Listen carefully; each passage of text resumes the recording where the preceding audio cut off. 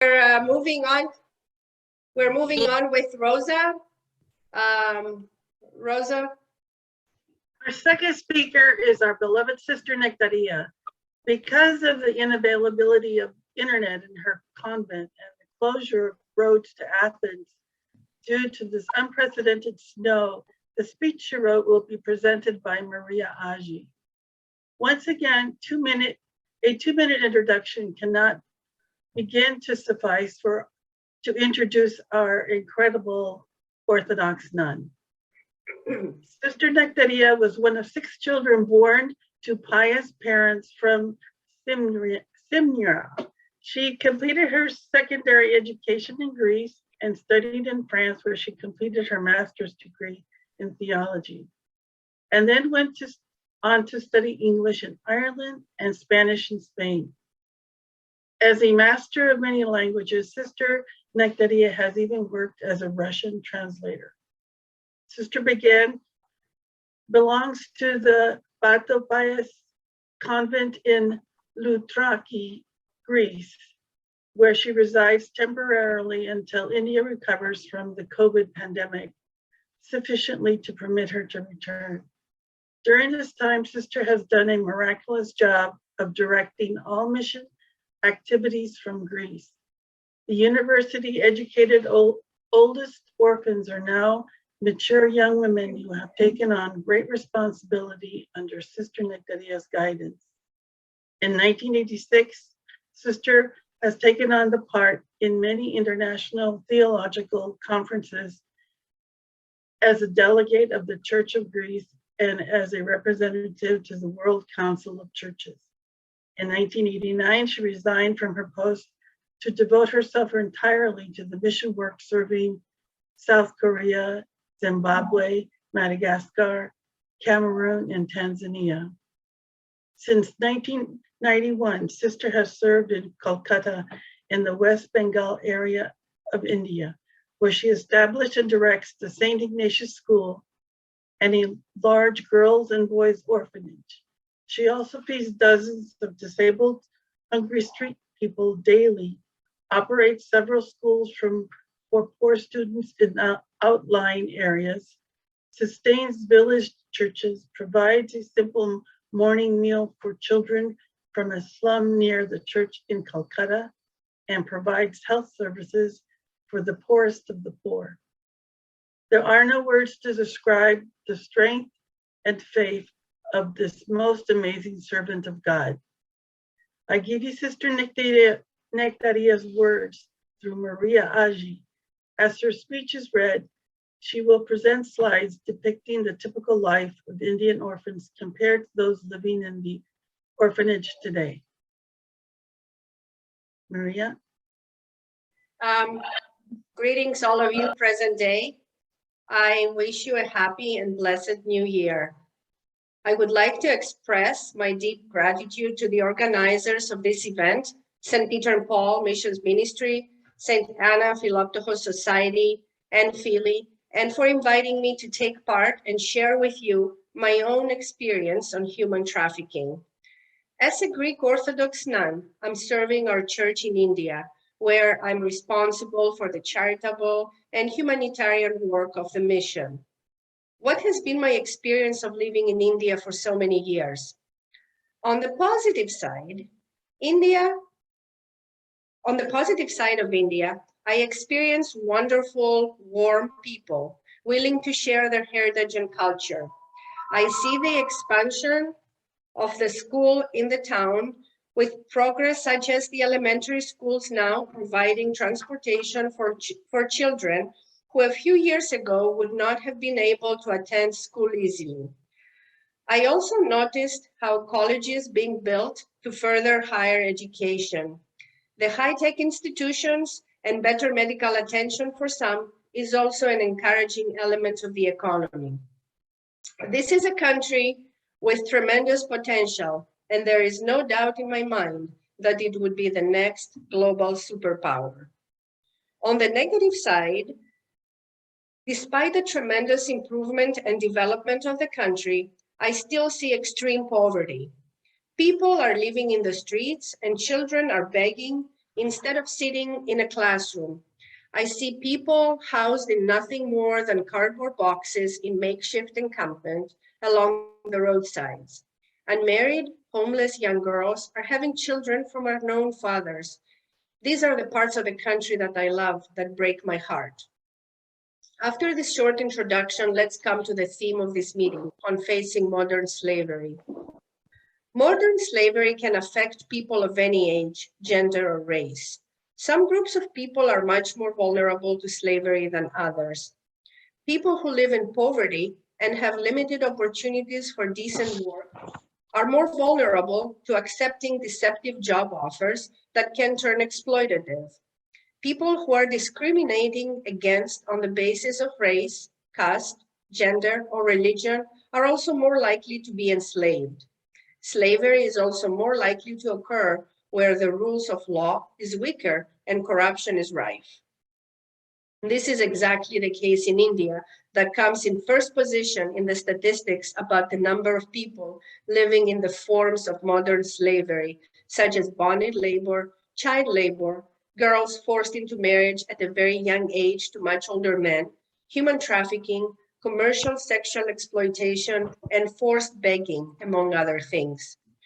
All the above-mentioned forms of slavery I have seen in my daily life when walking the streets of Kolkata or visiting the faraway villages of West Bengal. Facing such a situation, the Orthodox Church in India could not stay inactive. In 1992, the NGO was established and registered, and in 1993 named the Philanthropic Society of the Orthodox Church, or the PSOC, having as its motto, "Let us not to love with words or tongue, but with action and in truth." 1 John 3:18. In the spirit, we started thinking, planning, and organizing our steps of what to do in order to more efficiently and according to our financial capability, help those people in need and distress and make them believe in their human dignity. Apart from feeding programs for the poor and needy, functioning since 1991 at the Greek Orthodox Church in Calcutta and the 5 dispensaries in the villages, we also established schools. We built 5 schools free of tuition fees and providing free books and study materials to the students living in remote rural villages of West Bengal. We strongly believe that education is the most important tool that offers inner and outer strength to a person. Education is the fundamental right of everyone. Education helps us to be healthy, boosts economic growth, eradicates poverty, removes gender discrimination and inequality, promote women and children rights, removes corruption, and increases awareness of fundamental rights, and so much more. Our second big project is the care for orphaned and abandoned girls. In India, the birth of a baby girl is not a day for celebration. According to a research and report made by the Save the Children India in 2016, quoting, discrimination against girls in India has been going on for ages now. Even today, there are several sections of the Indian society where the girl child is treated as a burden, restricted to the confines of the house, and giving very little or no opportunities to learn and grow in life. It is a matter of great shame that cases of female infanticide are still reported. In this field, the PSOC in Kolkata developed the second project called Save a Girl. A street abandoned girl, an orphan, put a smile on a face, put a hope in a heart, make them dream for their lives, and help them to realize their dreams through much love and affection, and providing them a high-quality holistic education. Transform these little girls into the women of tomorrow, women with self-respect and self-confidence and economic independence. It is rightly said that when a woman is educated, an entire generation benefits from it. In 1999, the Theotokos Girls' Orphanage in the south outskirts of Calcutta had been blessed and inaugurated by His Eminence, the Archbishop of Thyateira and Great Britain, Archbishop Nikitas, at that time the Metropolitan of Hong Kong and India. The day came when, with opened arms and hearts, we started receiving our little ones. After fighting human trafficking for over 25 years and rescuing hundreds of young girls from extreme poverty or even commercial sexual exploitation, I have witnessed the devastation it causes to the body, mind, and soul of a trafficked human being. The only remedy to this is sincere and true love and affection that helps them to recover, to gain self-esteem, and to start dreaming for a better future. Since 1999, hundreds of girls found a warm home and have been well equipped to pursue each of their personal goals. Most of them completed graduate studies and obtained jobs in the private and public sectors. Others are working in our own schools as well qualified teachers or in our school's administration. The best reward and satisfaction for us that makes us for all the tiredness and difficulties we're facing is to see the smile lighting their beautiful faces and the happiness in their eyes. We see them growing up nicely and dreaming of their future, excelling in their studies, finding good work, and finally making their own beautiful and happy families. In 2010, an English medium high school was established where some of our orphan girls already have jobs as administrators or teachers. Why our own English medium school? In 2009, the financial crisis began in Greece. As a result, the donations were greatly decreased. We became quite anxious about how to cover the school fees of our children who are attending private schools. For this reason, we converted a building that it was supposed to be a technical school into a full-day high school. In that same year, 2010, when financially we were in great need as donations from Greece had almost ceased due to the financial crisis there, God opened a door in San Jose. With the blessing of His Eminence, Metropolitan Gerasimos of San Francisco, I had been invited by St. Basil, the great parish, to present the mission in India. Since then, San Jose and Philly became our guardian angels of our orphanages and school. In 2010, a boys' orphanage was established for abandoned orphan boys who, without help, would likely become thieves or criminals in general, or worse, become victims of group rape, a common practice in India. In order to get the necessary recognition and affiliation from the Board of Education, we started the construction of a new school building according to the rules and standards of the Indian Board of Education. This has been a massive project that God helped us to build by touching the hearts of generous people. Already the ground floor plus 2 more floors are completed and furnished. The important 4th floor is as yet unfinished and unsponsored. On May 2019, we celebrated the inauguration and the blessing of the new school building by our Metropolitan Constantinos of Singapore. Joining us was Father Ignatius of Madagascar, who worked as a missionary in India for 13 years, the ambassador of Greece, and the ladies representatives of Philly, our main sponsor from San Jose. What we are doing with the grace of God and the support of our donors and benefactors is a drop in an ocean of needs in India. However, as St. Paul wrote to the Galatians 6:9 through 10, let us not get weary while doing good, for in due season we shall reap if we do not lose heart. Therefore, as we have opportunity, let us do good to all. To all is irrespective of color, race, caste, or belief. Mother Teresa of Calcutta used to say, not all of us can do great things, but we can do small things with great love. And it is not how much we do, but how much love we put in that action. I would like to close my presentation with a quote of a speech of our Ecumenical Patriarch that I always remember. Sacrificial and unconditional love is the key to the solution of any problem and the criterion of our own salvation.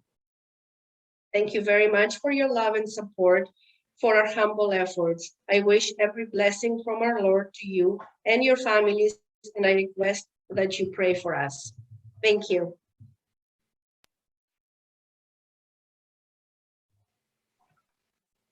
That was Sister Nectarina's presentation.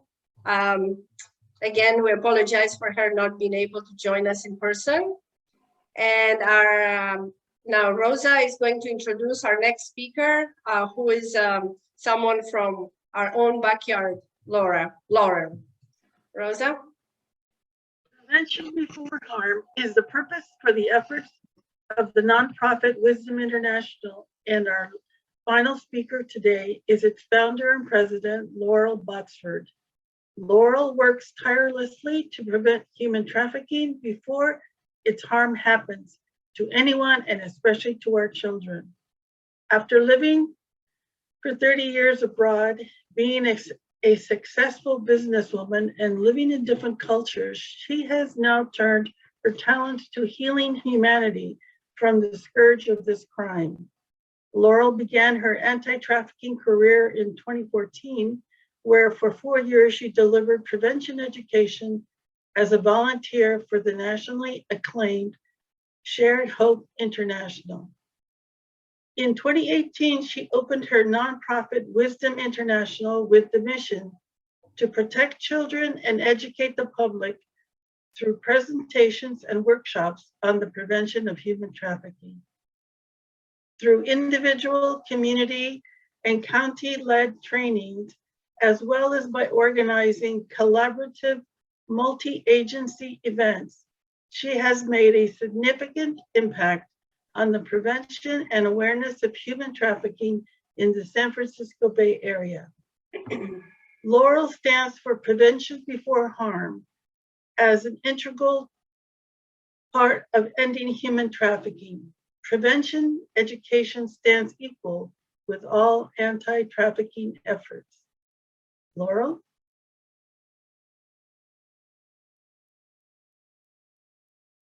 There we go. I think you can hear me. I hope unmute myself. Here we go. There we go. Can everybody hear me? Yes. Yeah. Okay, great. Thank you so much. Thank you very much for the introduction, Rosa, and thank you very much to our Archbishop and our sister from abroad. It's very interesting to always hear about other countries and the problem. It is definitely a global problem. And I would like to, you can go ahead and start sharing my PowerPoint. What I'd like to actually add to the definition that our Archbishop gave is that 3 little words, they seem little, but they are integral to any type of trafficking. And those are force, fraud, and coercion. They're key words in this, in understanding the scope of this particular issue. They always play a part in the trafficking, whether it's sex trafficking or whether it's labor trafficking. And they, in a court of law, at least here in the United States, an adult has to prove that either force, fraud, or coercion was the reason that they were doing what they were doing. A child does not have to prove this, even though it is still the reason why they are doing something they don't want to do. So, so here we have at this first slide, forms of child sexual exploitation. They include pornography, sexual abuse, and sexual activity of any kind, because a child cannot consent to sex.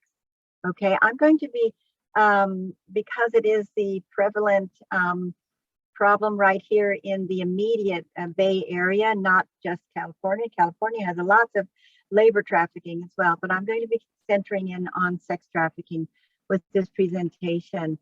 But the issue is not only against girls and women. That's why I put there all genders. It's not only boys and men, it's any gender identification. They are targets if they are something other than a boy or a girl. They identify otherwise because they're already marginalized by society. And where those 3 forms of sexual exploitation enter into trafficking is when there is an exchange for something of value for the services that they are being required to do. And that can be money, it can be food, it can be simply shelter. It doesn't have to be money all the time. It can even be just a cigarette. that they will, sell their body to have a cigarette just to be able to endure what's happening to them. Next slide. So very quickly, what I'm going to do is show you some statistics, basically. These are global pathways. My colleagues from Homeland Security provided me with this map, which clearly shows the extent of the trafficking and smuggling, but trafficking that goes on in the United States. We are definitely what's called a destination country for this. However, mostly in the form of sex tourism, when Americans will travel abroad and abuse children, mostly in countries such as in India and such as in London and in England.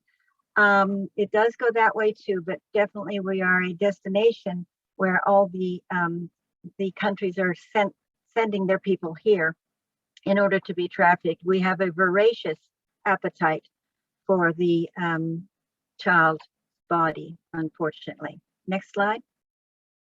A little bit closer to home, this is a map from our National Human Trafficking Resource Center, and it's showing the amount of trafficking that is reported to the center with the red areas, the red and orange areas that are indicated here. And I want to highlight California. You see that the southern end of California is rampant hot red.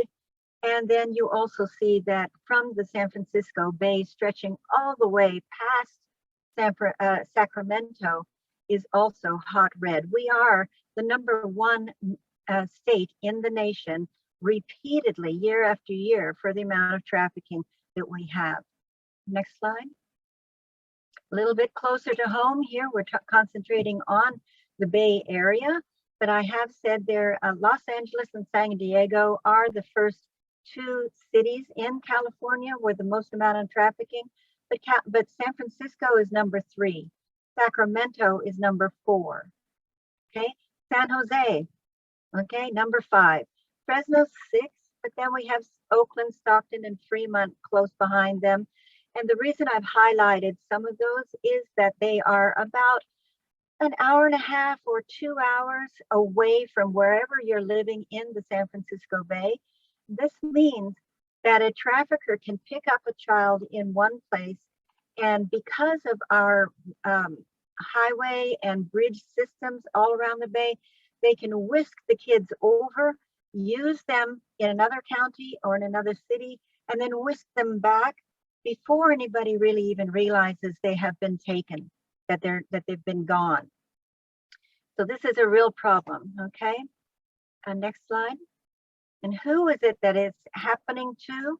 We consistently say that the age group is from 12 to 14, but look, here we've got, again, statistics from our national hotline, our National Resource Center.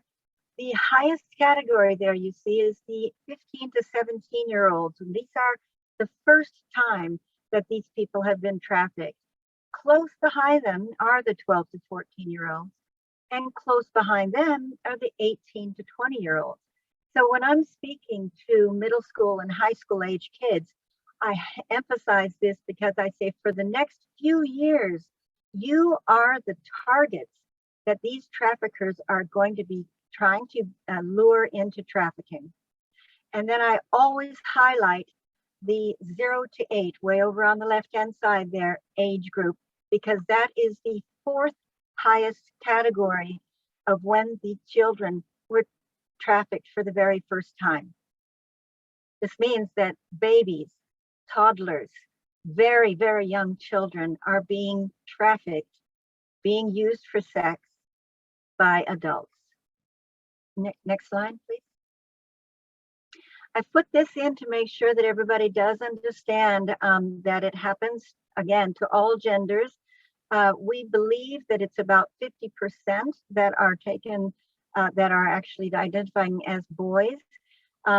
This is a little bit, that's not what the statistics say, okay, but it is believed because of the stigma of saying that you are a trafficked victim, already difficult for a girl or a woman to say, But with our emphasis on being macho and being strong and being in control as males in our society, then it has an additional level of inability to speak out when they have been trafficked. Next slide. In the video, if you do stay for it, it will be highly targeting, emphasizing women, but just remember, everything that's being said is about boys as well. So how can we be prepared? One of the questions already was about being a trusted adult. The way that I teach it to your children and to your grandchildren is just exactly this, that their interest in sex is completely natural and normal. Okay, it is a natural human experience. The traffickers, however, know this, and they target this age group because they are vulnerable, because they are impressionable. And what we need to do is to teach them that their brains are not yet developed in the decision-making area of the brain, which is the frontal cortex, to make sound decisions. And it is utmost importance to have a trusted adult in their life. And I tell the people, kids or the adults that I'm speaking to, that we have to develop these relationships now so that everyone will be prepared if something actually does start to happen. Okay, we can talk more about that later if you would like, but let's go on to the next slide for now. So who are these traffickers? These are statistics from my partners in the FBI. Friends, neighbors of the victim, people who are known to the victim. That is the highest category, 59% in a recent presentation by them 2 months ago. After that is 34% family members. And I have also put in there traditional and generational sex trafficking, which is the indigenous populations, a huge problem that's happening there. 7% are strangers. So our teachings of stranger danger, they still apply. However, in the case of human trafficking, it is not the strangers that we need to be teaching as watch out a little bit. And let's take a look at some of the different signs. It'll be a little bit later, but go on to the next slide. So who are the buyers? You can hit it once more time. Buyers look like anyone else, just like traffickers look like anyone else nowadays. There is no way of looking at somebody and saying, there's one, okay? And the buyers are in conjunction with the trafficker going for the C-sex child. This is a commercially sexually exploited child. The child is also accessed directly by the buyer. And so it is a very destructive triangle that the poor child is trying to survive and be protected from. Next slide. So how does this happen so quickly to people? A lot of it is happening online nowadays, and one of the main problems is sexting. So let's go ahead with the next slide to watch a 2-minute clip on how quickly sexting, which everyone understands, can turn into sextortion. We'll explain that. Go ahead. Hi, Zach. Here's another video from my special guy. I can't believe we haven't talked all day. I wish he went to my school or a little closer so we could finally meet. Check it out. Dinner in an hour. Don't spend too long on the phone. Okay. Every survivor tells them not to have laptops in bedrooms. You can keep let it run. Waiting for Let it run. Wow. So I wanted to give you something special. Look who she thinks she's speaking to, but who she's actually speaking to. Is this okay?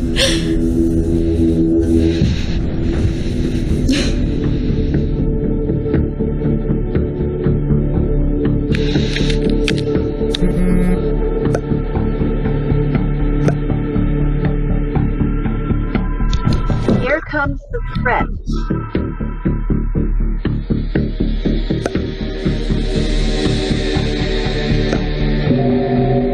This is what he will post to everyone if he doesn't comply again.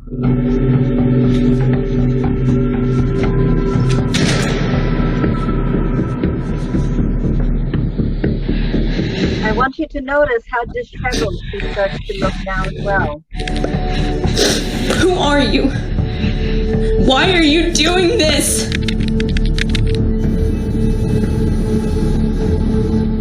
These are the signs you can watch out for. Someone who is bubbly and happy and turning into what you'll see in a moment.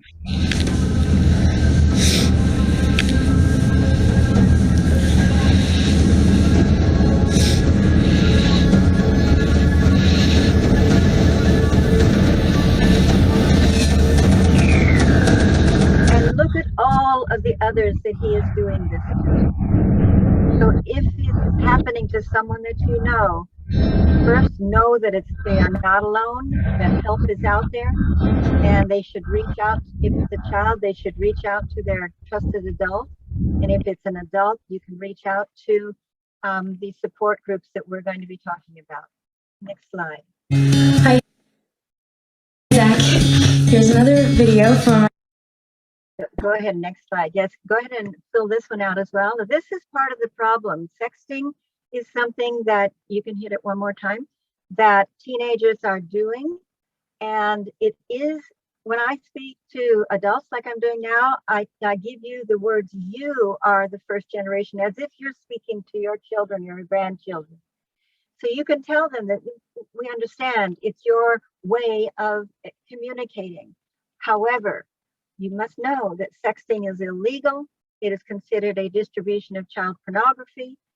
Age is not a factor, whether you're sexting to a friend or you're sexting to an adult. It's still illegal.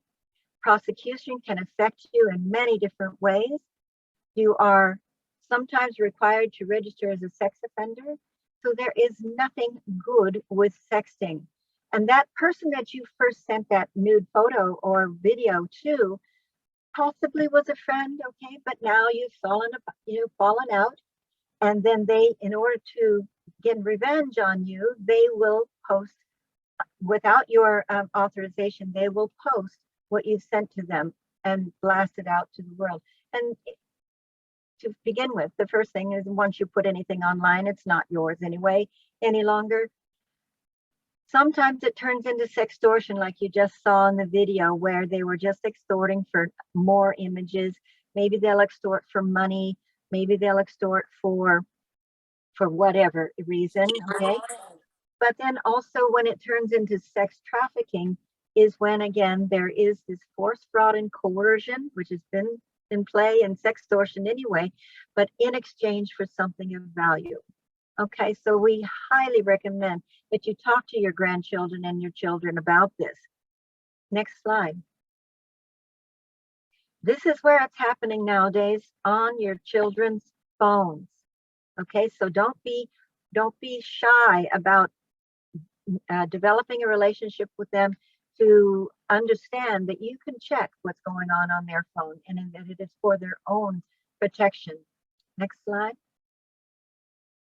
Go ahead and fill this one out. So you can talk to them in this way too. You can tell them, remember the slide of who is being trafficked. So if you're under 18, you walk alone to school or to the store, you can fill it out again. You have access to a phone or computer. You desire romantic relationships, feel insecure, misunderstood, fight with your parents. We are basically describing what it is to be a teenager, okay? Sometimes you will have a history of prior sexual abuse. And I tell the children, if there is anything that is happening like this to you right now, the abuser will have told you not to tell anybody. But that is not how you can be protected. You must come forward and tell your trusted adult that this is happening, so that we can get you out of it and to change the scenario for you. If you have experience with the foster care, it's also a huge flag for, unfortunately, the children that are caught in that are also sex trafficked. If you're a runaway, you want more independence, you're testing your boundaries, you enjoy the thrill of taking risks. Again, I'm speaking as if you're speaking to your children. this is again, puts you at a more vulnerable situation for traffickers. And then, of course, if you have any developmental disabilities, you are even more vulnerable because your capacity of reasoning and even trusting, where they trust too much, are not working to par. So how can you be tricked? We just saw some very quick methodical grooming. You'll see more if you do stay with the video at the end. The approach that is being used is normally the Romeo pimp. He makes you or she makes you fall in love with them, and then they start extorting more from you or trafficking you through other means. If you can be tricked by a spotter who is normally one of your peers who is also under the control of a trafficker and therefore unable to not do his or her job of recruiting you for that trafficker. Okay, false advertising, very common in this modeling or acting or dancing jobs that are not that at all once they come to them. We saw the befriending in chat rooms and profile sharing and things like this, big time. Sometimes here in the United States, sometimes we use the force, fraud, and kidnapping, such as in the movie Taken that has already been mentioned. But it's not the most common way that it's done here. The love and, the love relationship, the Romeo pimp style is the style. And then, of course, because I want to make sure people understand it, children being sold by their parents is a very high probability. For various reasons, we can go into those reasons later through the Q&As if you'd like. I've put here a link to a very important pornography website, Fight the New Drug. I highly recommend that everyone, we will give this out in the, what's it called, in the chat, the link to this, because highly recommend that all of you go to this website and to get the facts about pornography, because it is a huge area where we've got a problem as well. Next slide, please.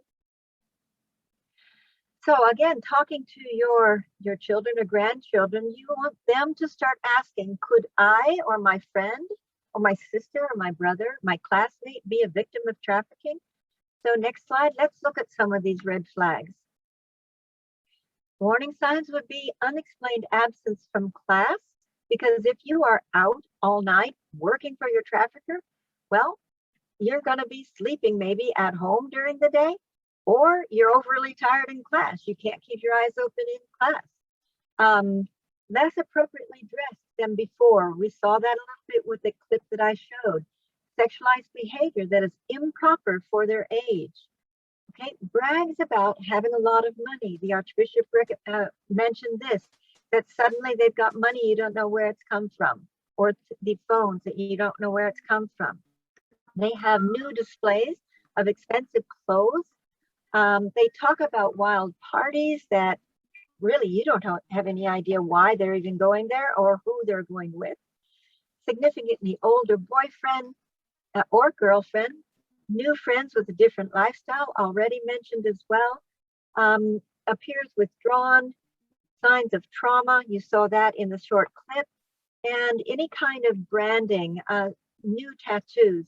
The traffickers will brand their property because this is a body to us, but it is a piece of property to a trafficker. That person is just a piece of merchandise, and they will brand it with tattoos like we brand cattle.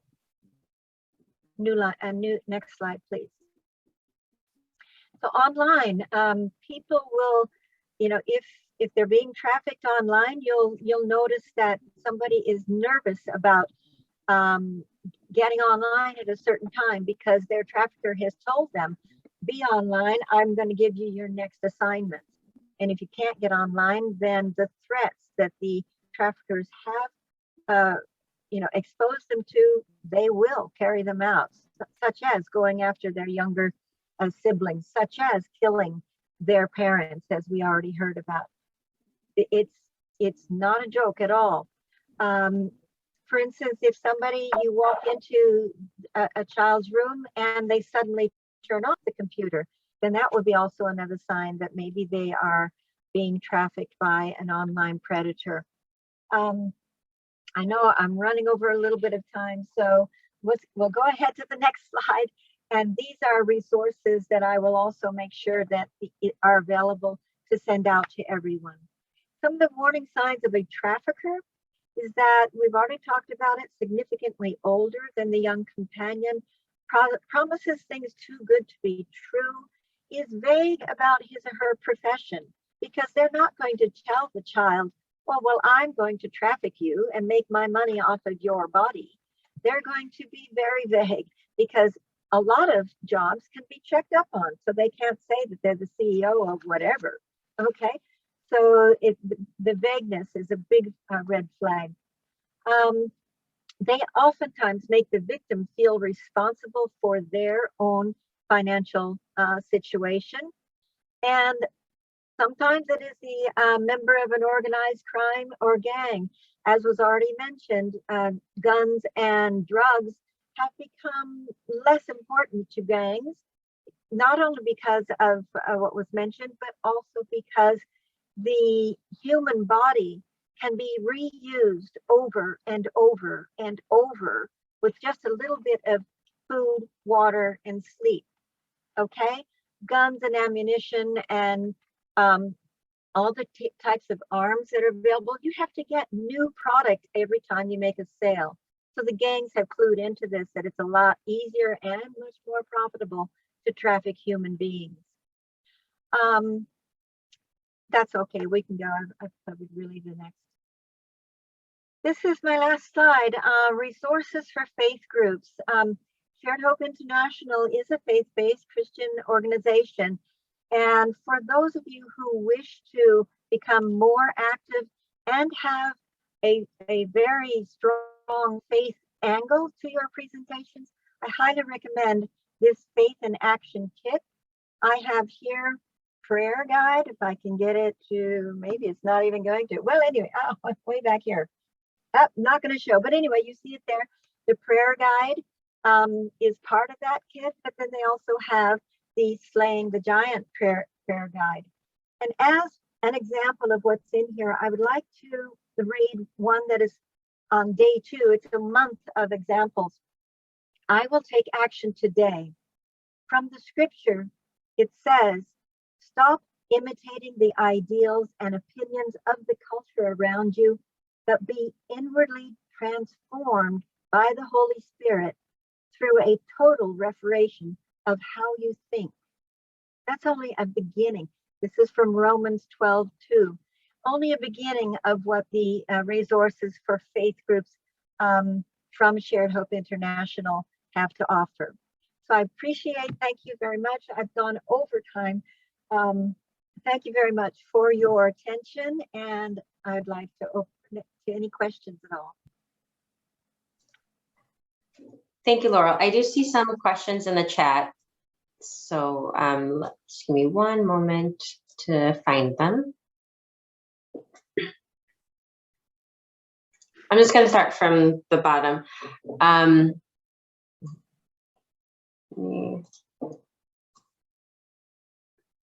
Okay, so sorry, I have a lot of messages that are coming to me. I have one from Marlo, actually. We can start with this one.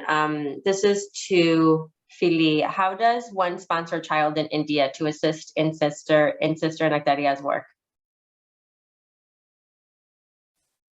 And I'm just going to put up some information, but Rosa and Maria, if you want to jump in, I'm going to put up a slide that you can all take a look at, and I'll post links in the chat as well. Yes, you could just go to fili-inc.com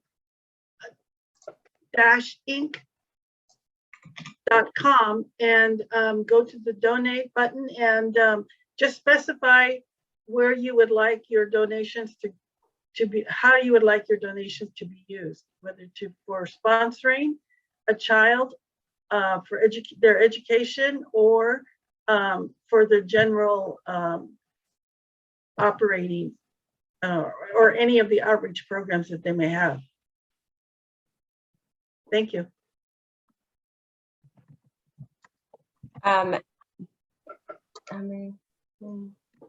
Okay, the comments. I see some comments. I'm just going to skip over the comments.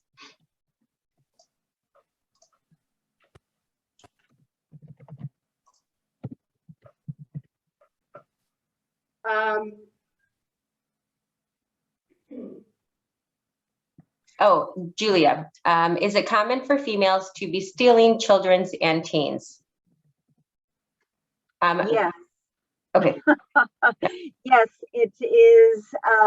It is not only the boys and men that are the traffickers and the buyers. It is not only the girls and women that are the victims. Okay. It is not only one gender against another. It is anyone. When I say that anyone can be a buyer, it is definitely anyone, male, female, everything in between. Okay, young, old. Okay, normally the youngest so far that statistics from Shared Hope have said is 17 years old as a buyer was the youngest, and 79 years old was the oldest. Girls can traffic, men can traffic, women can traffic. It is everyone, unfortunately, doing everything.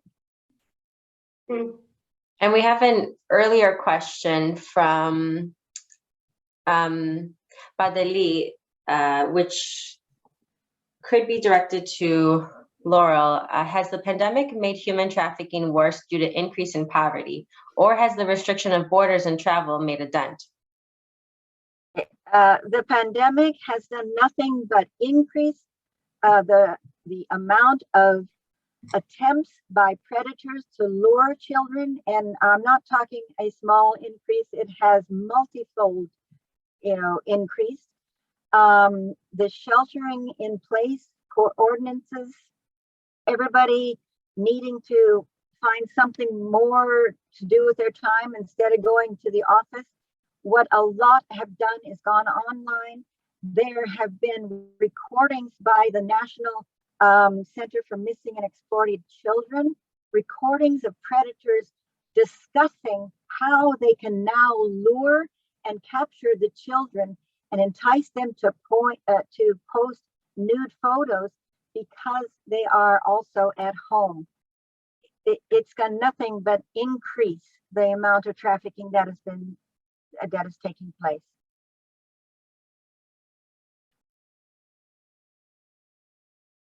Thank you. That seems to be all our questions. If there are any other questions, you can also feel free to unmute yourselves too and ask. We're monitoring the chat, and you can also ask any questions live.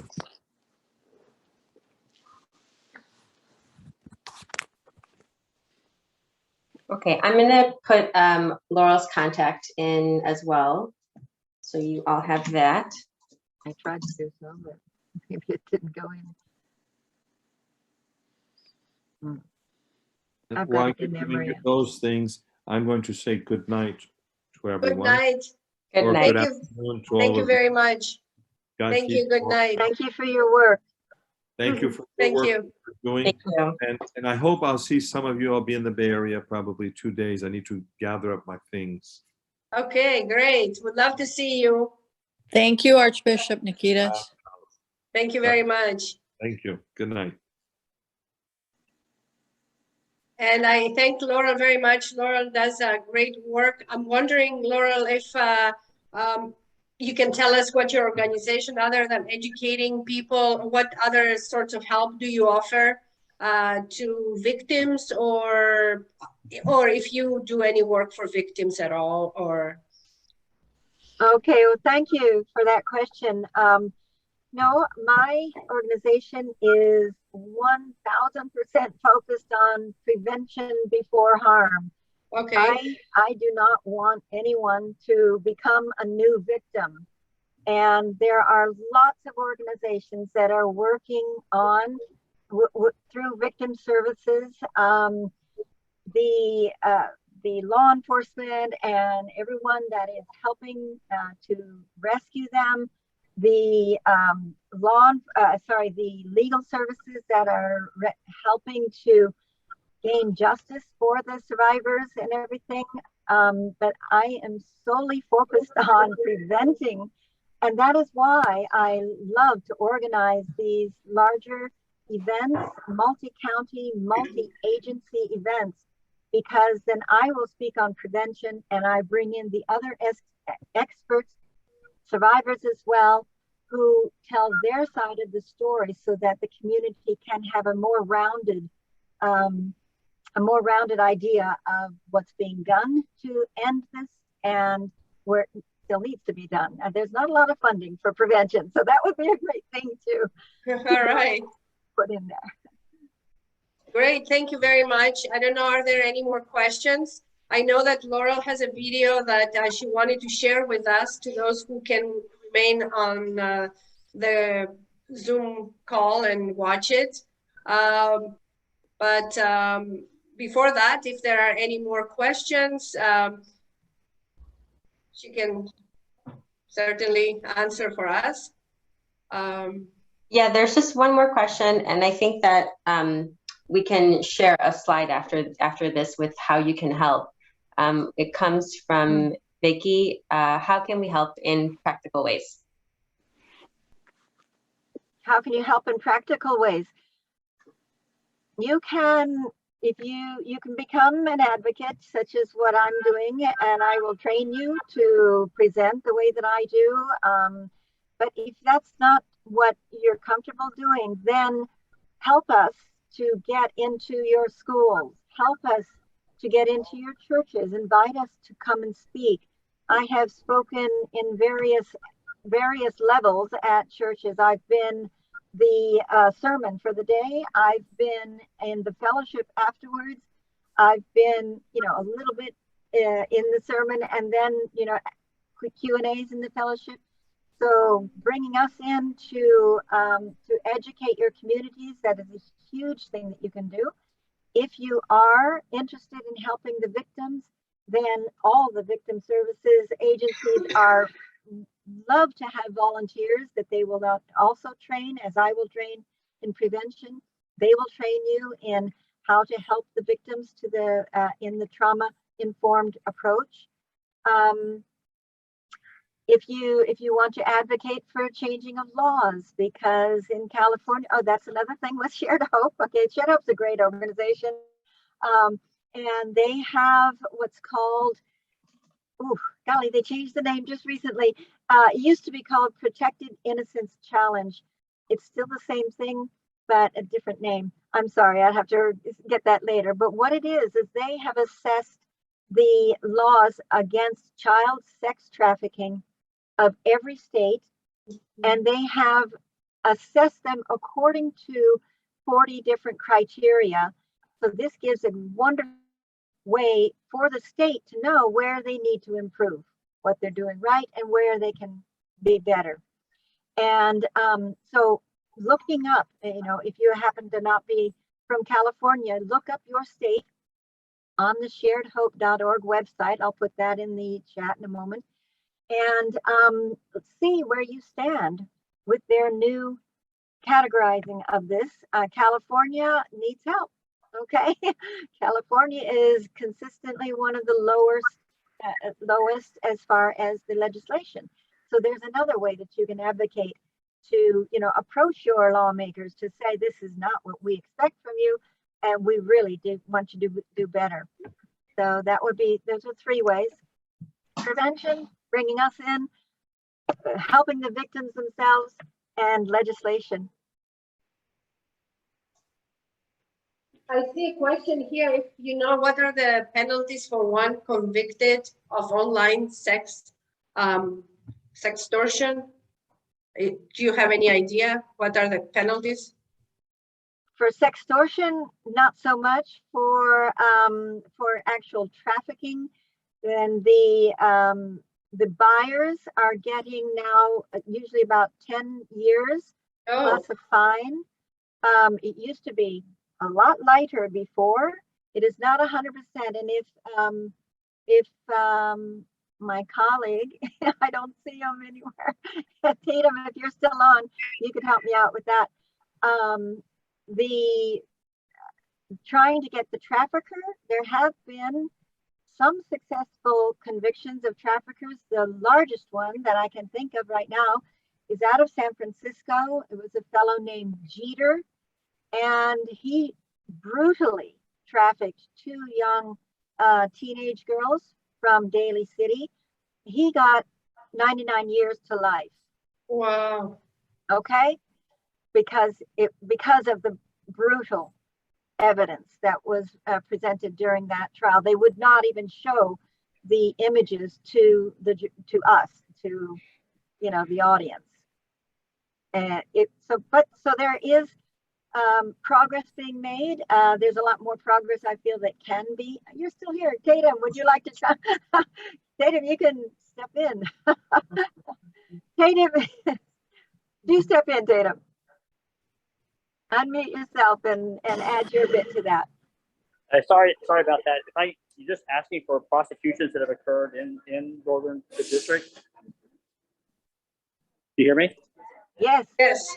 Okay. Yeah, if that's what you're asking for, I don't have any off the top of my head, but I can tell you that it's a priority for us as Homeland Security investigations, and the federal U.S. Attorney, Ms. Stephanie Hines, has also made this a priority for her program. For her office. So their prosecutor is Marisa Harris, and she's the lead for human trafficking investigations on the federal side.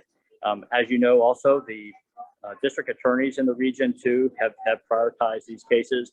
They're often very difficult, as Laurel knows, and many of you know, because we know the healing process takes a long time. It's very difficult to get the victims to in a place where they can tell their story, which oftentimes results in reliving the trauma. So that's probably one of the biggest challenges we have. But I'm not able to cite any cases. I can certainly provide them after this session if you like. Laurel. Okay, great. Yeah, that is very important. In as recent as 2016, for instance, in Alameda County, I know that the DA's office had very minimal prosecutions of buyers, and that has greatly changed here now in 2022 because of the focus that Tatum has just explained, that the focus that the DA's offices are putting on this issue. Laurel, may I say one more thing? Sure. Hey, just one thing that we always like to highlight, that it's a very common misperception that we are going to prosecute victims who are not in the United States lawfully. That is not accurate. Us under Immigration and Customs Enforcement, Homeland Security investigations, victims will always be victims. So we have resources to provide for victims that are here unlawfully. Again, our victim-centric approach, but continued presence is to get them status in the short term while they work towards a T or U visa, as well as employment authorization documents. Working with the NGOs and CBOs, faith-based organizations that are represented here today, working with Laurel and other team members, we be able to get them medical care, et cetera, and also be able to go after the organization with foreign partners overseas. But that is something that I hear many times in the Bay Area, that again, we are focused on prosecuting. Also, we know that's a threat too. The traffickers often say that, right? They say, hey, we're going to contact immigration. Of course, they steal they withhold their travel documents. But whether or not they have travel documents, they are a victim first, and we are here to support them. I'd love to thank you for saying that, Tatum, because it is super important. Everybody has an incorrect idea about the aims of Homeland Security and of ICE. You mentioned T visa and U visa so that they understand what this is. A T visa stands for trafficking visa, and it is available to anyone who can prove that they are a trafficking victim. And they would, if they will coordinate their efforts of getting the traffickers with law enforcement, then they are awarded the T visa. A U visa is used for any violent crime, but the T visa is specifically for trafficked people. Great. Well, thank And you, they're available. everyone. And they're available. You just have to reach out and ask Really? for. They're not being used up to, especially the trafficking. The T visa is not being used up to its full capacity yet. So if you know of anybody who is in that situation that needs these kind of visas, then please have them reach out to Homeland Security or even just to you, and then we can direct you to where they can get help. Great. Well, thank you very much for all the information, Laurel. That was a lot of information for us. Yeah. And I think someone was asking if this information will be available and the slides, and I don't know. I think we can make the recording available. That was the purpose of recording everything. And I'll provide some resources as well. Okay. Okay. Yeah. Great. We can email And, them out to everybody. I'm not sure if everybody wants to watch this video that we're going to show next. But if you have to go, we understand. And we thank you so much for being here with us today. We reached the end of our presentation. It was very informative, disturbing, but informative. And we thank all the speakers and all of you for joining us. Thank you, Laurel. Thank you, everyone. You can go ahead and start with the movie now, if you can, Nicole. Yes. And if you're, today's event was for free, but if you would like, if you were touched by what you saw and you would like to make a difference, feel free. Our website for donations is up there. It's missing a P, HTTPS. Somehow we missed that, but He needs to screen share. you can also, I'm gonna put the website in again, and then I'll screen share. Okay, great. The website also is in the flyer and in, I think, the email you got from Eventbrite. Yes, it's on the Eventbrite notification. Great. So the proceeds will help these two organizations, Wisdom International, Laura's group, as well as Sister Thyateira and her amazing work in India. So this is where the money goes. Thank you very much. Have a wonderful afternoon.